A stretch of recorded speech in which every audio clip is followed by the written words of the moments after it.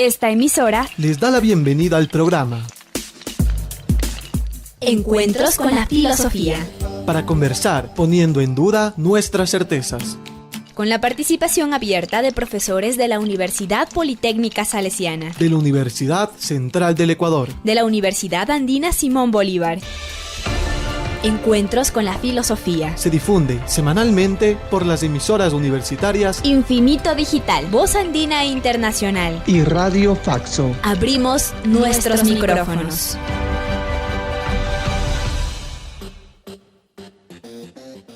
Bienvenidos y bienvenidas al programa semanal Encuentros con la Filosofía. Les saluda Edison Aguilar Santa Cruz. Es un gusto encontrarnos una vez más en este espacio de encuentros entre vida cotidiana y filosofía, precisamente ahora que vivimos situaciones inciertas de alcance local y mundial. Abordamos con la colaboración de docentes en media hora un tema de la vida cotidiana para repensar la existencia humana desde la filosofía. Saludo a Tito Chela en la cabina de Radio Voz Andina Internacional y nuestro saludo al invitado de esta semana, José Manangón Ihuago, licenciado en Ciencias de la Educación, especialidad Lingüística Andina y Educación Bilingüe por la Universidad de Cuenca, magíster en Filosofía por la Pontificia Universidad Católica del Ecuador. Él es un educador intercultural bilingüe, promotor del Sistema Educativo Intercultural Cotopaxi. Bienvenido, José Manangón, sacerdote diocesano. Muy buenas tardes, Edison, y es un gusto compartir algunas inquietudes desde el páramo de Cotopaxi. Quisiera esta vez describir un poco el contexto para que se pueda comprender de mejor manera el mundo de la vida del pueblo indígena. En ese sentido, yo quisiera comenzar manifestando el hecho de la cultura. Nosotros estamos con población quichua hablante, fundamentalmente en 3 parroquias que son el centro del Zumbagua, Huangaje y Chuchilán. Son 3 parroquias 100% quichua hablantes. En este contexto, entonces, es muy importante que el desarrollo del pensamiento, los valores éticos de la comunidad andina son muy propios y han desarrollado milenariamente los pueblos indígenas sus formas de pensar, sus formas de vivir y los valores que ellos plantean. Dígase lo mismo en temas, por ejemplo, de la producción, en temas de lo que es la redistribución y también en relación a todo lo que es las subjetividades del pueblo indígena. En ese sentido, por ejemplo, podemos en algún momento especialmente dedicarle al tema de los sueños. Pero yo quisiera esta vez en este contexto de la altura del Quilotoa, que es de entre 3.600 y 4.000 metros de altura, y que la producción agrícola fundamentalmente son habas, papas, quinoas, mellocos, todo lo que es la parte andina, todo lo que es la tecnología de la chacra, fundamentalmente ahí, que en otro momento también se puede hablar a partir de la chacra, los conocimientos que se van desarrollando en la comunidad. Pero yo quisiera esta vez solamente tocar el tema de la comunidad andina. Para ello hay necesidad de recurrir un poco también a lo que sería la historia antes de que estén por acá el imperio inca y evidentemente mucho más antes de la colonización europea. Ustedes comprenderán en ese sentido que aquí en todo lo que es el territorio de la provincia de Cotopaxi existían los señoríos étnicos. Habían varios señoríos étnicos y que definitivamente de ello no ha quedado absolutamente nada, salvo algunos sustratos lingüísticos, algunos sustratos de los apellidos de las personas. Pero es importante tener en cuenta este criterio de los señores étnicos, porque podríamos decir que de ahí surge lo que ahora se denomina la familia ampliada, es decir, todo lo que se refiere a papá, mamá, hijos, nietos, abuelos, cuñados y parientes. En ese sentido, en la población indígena resulta que todos son parientes, todos son familia. Pero es fruto de estos señoríos étnicos y por consiguiente ahí se va constituyendo la comunidad. ¿Por qué quiero insistir en este sentido de la comunidad? Porque la cultura andina quichua definitivamente se caracteriza por el nosotros. En la cultura andina quichua definitivamente el yo recién comienza en la época de la hacienda, ¿no? La propiedad privada aparece, digamos, como el yo, pero la comunidad definitivamente allí es del nosotros, ¿no? Tanto es así que hasta ahora popularmente la gente siempre menciona, ¿no? O todos o nadie, o todos caminamos iguales y nadie se adelanta, nadie se atrasa. Es importantísimo tener en cuenta esto de la comunidad porque me parece a mí que ahí radica la diferencia, por ejemplo, entre la sociedad moderna, posmoderna, que insiste en la ciudadanía, en la individualidad, pero la cultura andina quichua definitivamente se mantiene en esto de la comunidad. ¿Cuáles son las cosas que definitivamente permiten que la comunidad se mantenga? Y en ese sentido debo manifestar, por ejemplo, el hecho del territorio. La comunidad regula y administra los territorios del páramo.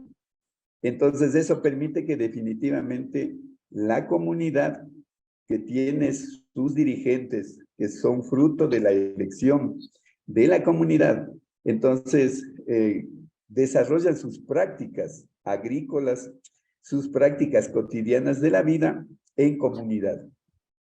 Por eso es importantísimo tener en cuenta estas lógicas de la comunidad. No son las lógicas de las matemáticas, no son las lógicas del dinero, sino fundamentalmente podríamos decir que son unas lógicas en donde el nosotros es lo más importante. Evidentemente en este sentido, que me parece a mí una diferencia enorme, que la comunidad es el grupo el que definitivamente se mantiene. Ahora, se mantiene entonces por esto del territorio, el manejo de los páramos, el manejo de los recursos naturales como es el agua, como son los pastos. Definitivamente todo esto contribuye a que la comunidad camine juntos y se pongan de acuerdo para manejar de mejor manera los recursos. Otro de los elementos que es fundamental tener en cuenta en lo que es la comunidad son los valores éticos que definitivamente lo viven. Y señalo, por ejemplo, el valor de la complementariedad. Es decir, ahí definitivamente este valor que implica todo el asunto de género, ¿no? El cari y guarmi. Todo se define en esos términos de cari y guarmi. Todo se define en estos conceptos de lo masculino, lo femenino, del varón y de la mujer. Esto está muy definido en ese sentido. Entonces, alrededor de esto, por ejemplo, los matrimonios que se ponen de acuerdo, son matrimonios no en términos individuales, sino en términos de manejo del poder, el manejo de la autoridad y el manejo de los recursos naturales. Por eso es importantísimo entonces que, por ejemplo, el enamoramiento, el sistema de los matrimonios es en comunidad, no es tanto una decisión individual. Son los ayllus, son las familias que se ponen de acuerdo justamente para la armonía de la comunidad andina. Entonces, ese es un valor importantísimo que hay que tener en cuenta. Pero hay otros valores, como por ejemplo la reciprocidad. Y en la reciprocidad, ahí está muy marcado, por ejemplo, el hecho de lo que se denomina el randi-randi el maquita mañachi, la jocha, la minga. Entonces, todos estos son valores que hasta ahora definitivamente se viven en la comunidad. Y estos valores, digamos, podríamos decir que alivianan el uso del dinero, porque estos valores de la reciprocidad no se hacen con intercambio de moneda, salvo en algunos casos que las leyes del Estado que quieren romper con la comunidad definitivamente hacen que algunos trabajos de la comunidad sean con un salario que la dirigencia tiene que proveer.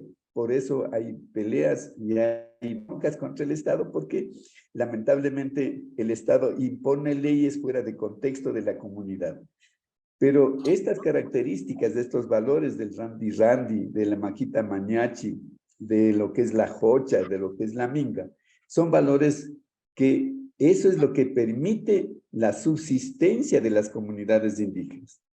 Porque es la colaboración en cuanto al trabajo y en cuanto a la producción agrícola que se tiene. Entonces, ahí se trabaja dando la mano entre las familias.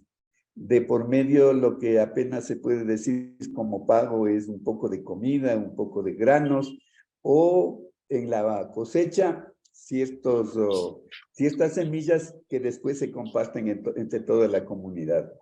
Me parece que esto de la reciprocidad se mantiene totalmente hasta ahora y creo que estos valores, por ejemplo, la sociedad moderna, la urbanidad, esto no los entiende.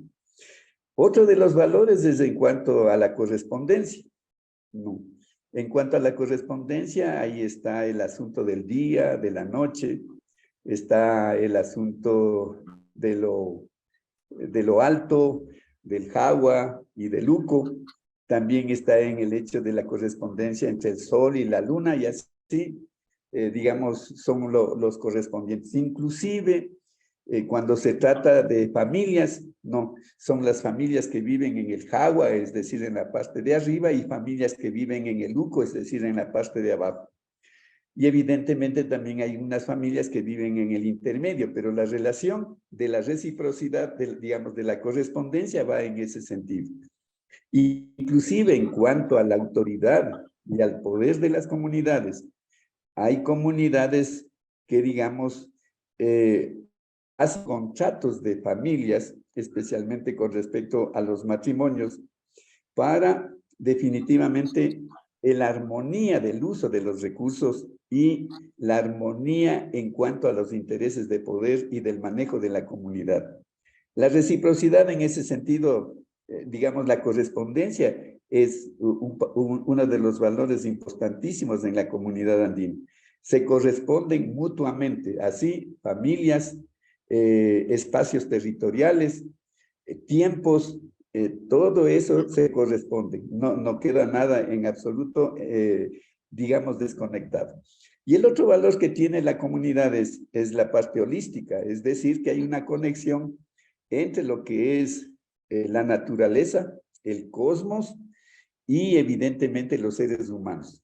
Ahí lo holístico no está nada desconectado, el uno depende del otro. Entonces, si hay la parte cósmica, definitivamente también en lo que es la naturaleza, también hay la réplica de lo cósmico en cuanto a lo pequeño.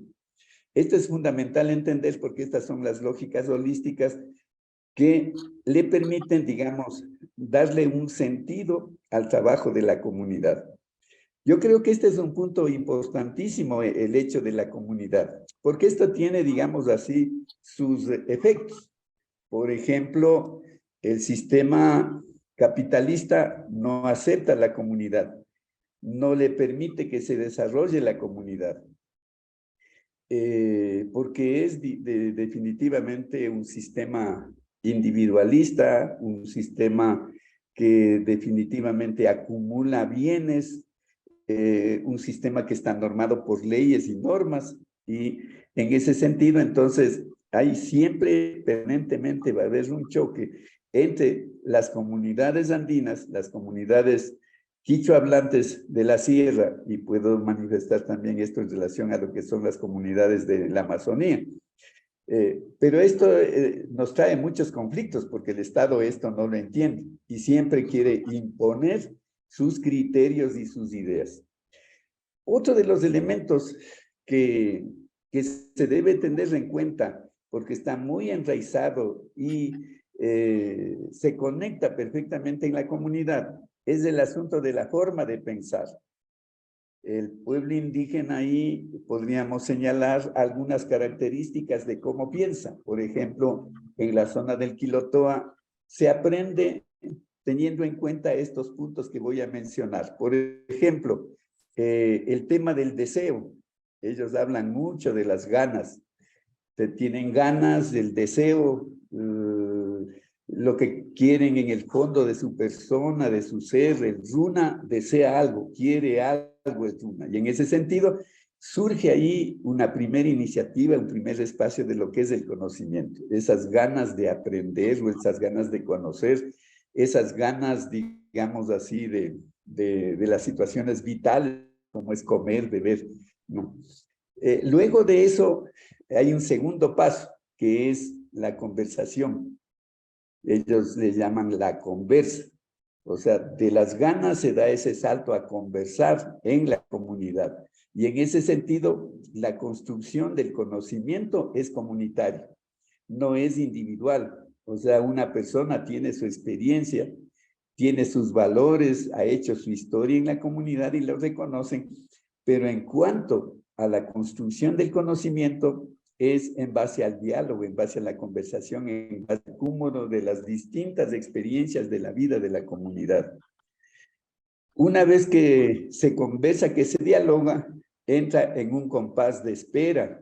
Y este compás de espera definitivamente es para meditar, para reflexionar, para profundizar las realidades o la problemática que están viviendo o que están conversando. Este punto de la espera es muy importante porque esta espera puede ser de años, ¿no? No es una espera así en tiempo como el tiempo occidental, que son horas, segundos, minutos, ¿no? Esto es una demora, es una conversa larga, es una espera larga, de años, evidentemente, ¿no? Y a veces tanto se espera que no se saca absolutamente nada y a veces eso se puede constituir en un pesimismo total y en una manera de vivir bastante triste en este sentido. Y el último conflicto, el último paso de lo que son los aprendizajes es con respecto a lo que se denomina ya el conflicto, lo que las comunidades indígenas en Quichua les llaman el tingu, es el conflicto, cuando una realidad que se ha estado dialogando, que se ha estado conversando, una realidad que se ha estado esperando, no hay solución, entonces viene el conflicto. Y entonces estos conflictos pueden ser sumamente, digamos, bien duros, ¿no? Bien complicados, y a veces como que no se encuentran caminos de solución. Y por lo general a veces se impone la fuerza, o se impone definitivamente ahí los ayllus que tienen poder, poder por el número de habitantes, ayllus poderosos porque tienen economía, tienen bienes, y a veces también hay ayllus que se identifican, digamos así, como personas pensantes, y por lo general son las familias de los yachaks. Entonces, usted ve que inclusive hasta en la forma de pensar, engloba todo lo que sería la racionalidad, pero también las subjetividades. Entonces, con todo eso, con todo lo que es racionalidad en el uso del cuanto de la razón, de la inteligencia, del pensamiento, se incorpora el hecho también de lo que son las subjetividades, es decir, los anhelos, los sentimientos de las personas. Yo creo que este es otro de los puntos que definitivamente hace que la comunidad tenga su estructura y esté muy fortalecida. Otro elemento que me parece importantísimo en cuanto a entender la comunidad es el hecho de la producción. Y podría decir ahí, en algún momento vamos a ir puntualizando y reflexionando más en profundidad, pero en lo que es la producción, hay que tener en cuenta lo que es la chacra. Y la chacra está muy relacionado con lo que son los periodos de la luna. No, todas las familias indígenas tienen su chacra y esa chacra, digamos, tienen una serie de cultivos, desde plantas medicinales, plantas alimenticias como los tubérculos, los hidratos de carbono, las plantas proteicas como son la quinoa, el amaranto, el chocho. Entonces, tienen una chacra y eso está manejado con el calendario lunar. Cada familia tiene su chacrita y los niños aprenden ahí en esa chacra. Y esta chacra está relacionada con el manejo también de los animales, con la salud de los animales. Tiene mucho que ver con la soberanía alimentaria, pero también tiene mucho que ver con lo que es la producción para la alimentación de comunidad y algún excedente también para el mercado. Yo creo que este es otro de los elementos muy importantísimos y aquí hay un conflicto durísimo porque en el mercado actual entra un mediador que es el dinero, que es la plata. Y entonces ahí siempre vamos a estar en desventaja porque, por ejemplo, yo le pongo algunos ejemplos que son dolorosos a veces. La gente cosecha papas, ¿no? Y bajan al mercado de Saquicilí y está a $1 el quintal, a $2 el quintal. Entonces, la gente prefiere que se pudra ahí en las chacras lo que han cultivado, porque no es rentable y porque ahí sí se dan cuenta que definitivamente el mercado, el dinero que regula en la sociedad, definitivamente violenta la forma de pensar, de trabajar de las comunidades andinas. Y en esa dinámica el Estado definitivamente imposible, no entra. Y por eso los conflictos que se dan, ¿no? Y el Estado no hace ni siquiera un poco de mención de tratar de entender las lógicas andinas, ¿no? Las lógicas de la familia, las lógicas de la cultura, ¿no? Las subjetividades que se tienen en ese sentido. Por eso es que los diálogos que se ven son diálogos inútiles, porque definitivamente se tienen digamos así, signos y símbolos totalmente distintos, ¿no? El Estado tiene sus conceptos, sus ideas, y las comunidades andinas tienen otras formas, otras lógicas, y ahí no va a haber un punto de encuentro. Yo sí creo que hay que trabajar muchísimo en ese sentido, en lo que es un Estado plurinacional, en donde se puedan impulsar las distintas dinámicas que tienen las comunidades indígenas, si queremos resolver en algo todo lo que sería la parte económica, la parte financiera, la parte, digamos, de la producción en cuanto a alimentos proteicos y de la soberanía alimentaria.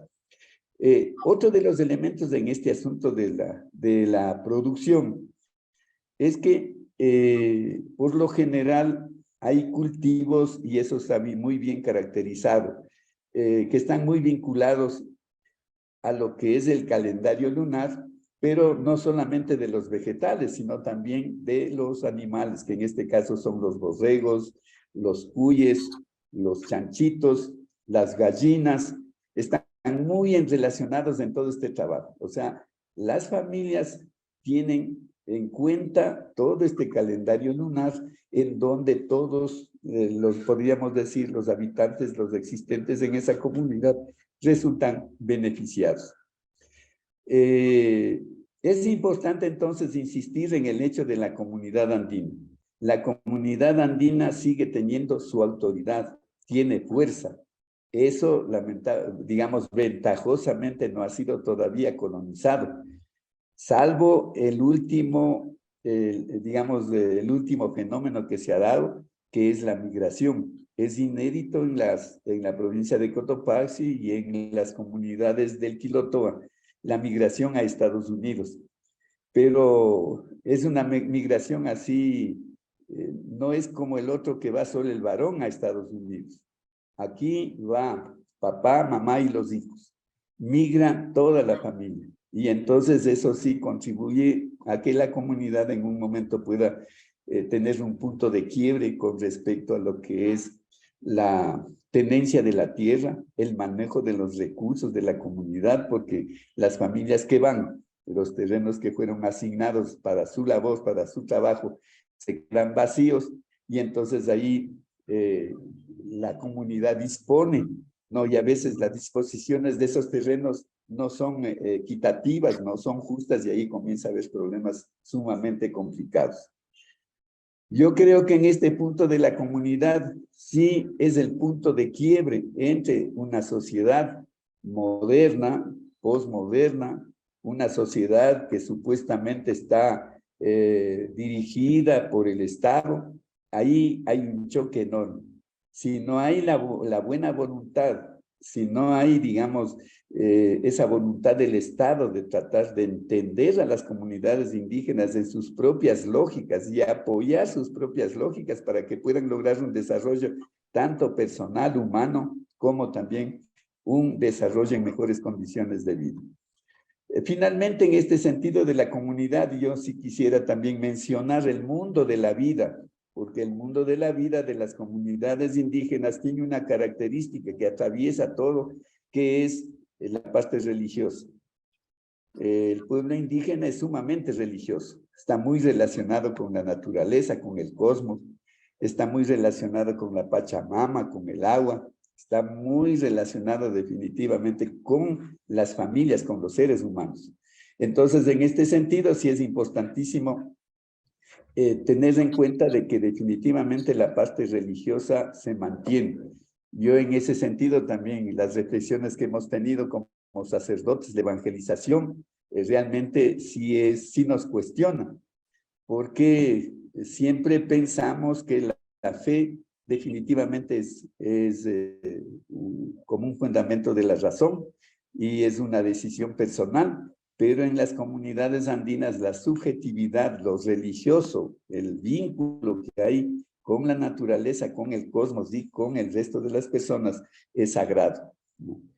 Y creo que en este sentido, a partir de este elemento religioso, se puede entender también la construcción de la historia, que también sería muy interesante en un momento determinado tocar ese tema histórico de las comunidades, de las familias. Por ponerle nomás así un ejemplo, los ayllus y las familias de Chuquilán, Huangaje y Sumbawa son de Aloha, los orígenes son allí.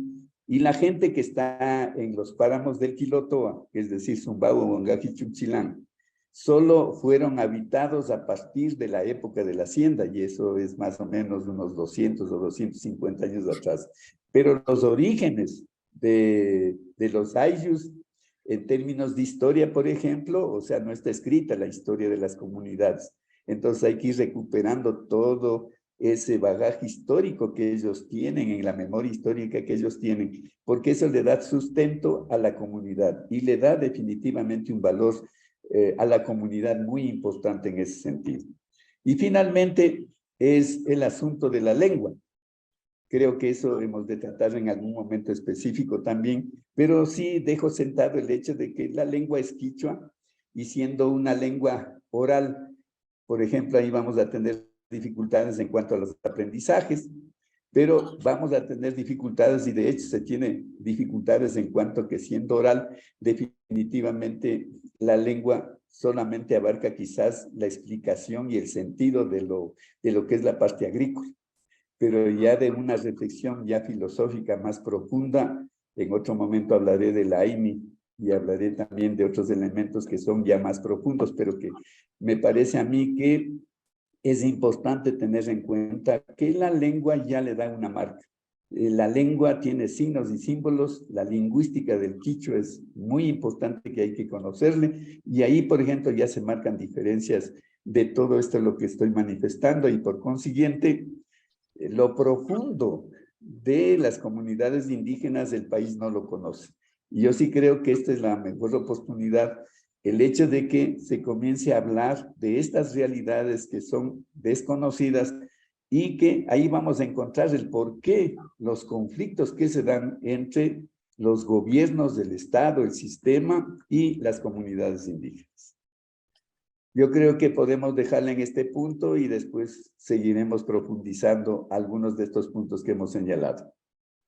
Sí, muchísimas gracias, Padre José Manangón.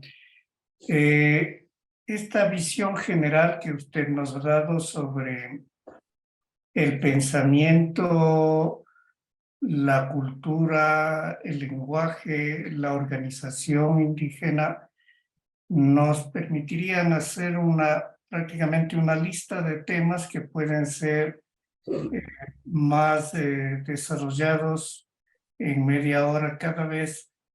Y yo le pediría, si es que no es muy complicado, si procuramos hacer esa lista de temas que se podrían ir desarrollando. Yo diría así, en un primer momento, la comunidad, el pensamiento indígena, las formas de relación o la organización que estaría en la comunidad, el lenguaje, la subjetividad, la producción y las relaciones de las comunidades indígenas con su entorno, con su contexto. Eso podría ir, yo diría, unos 3 o 4 temas que podrían organizarse de esa manera. Me parece que eso podríamos irnos poniendo de acuerdo, no sé si este momento o a través del correo o del chat. Eso es lo que, como mi primera reacción frente a esta propuesta, por lo cual le agradecemos su participación, pero eso es lo que he ido tomando nota y que sería como posible, o sea, la comunidad, el territorio, los valores, el lenguaje. Ya con eso ya tendríamos como 4 temas y las relaciones podrían ser un 5 o la subjetividad también. Entonces, si esto es así, nos ponemos de acuerdo y se podría mantener, no sé si Tito Chela está de acuerdo en, si es que este es el horario que podríamos trabajar en unos cuantos miércoles, 1 de la tarde, podría hacerse, entonces haría el mismo procedimiento, nos ponemos de acuerdo en el tema, porque esto hay que anunciarlo luego, y entonces sí, el próximo miércoles vamos a tratar la comunidad andina, visto desde la filosofía, el pensamiento explicado por el padre José Manangón. Eso es lo que se podría ver, o sea, como término y como concepto, lo que trabajaríamos es la comunidad. Si es que Yo estoy de acuerdo con esto. En todo caso, yo espero ponerme de acuerdo con Yolanda y hacemos un esquemita de los temas que se puede ir, digamos, ocasionalmente ir trabajando.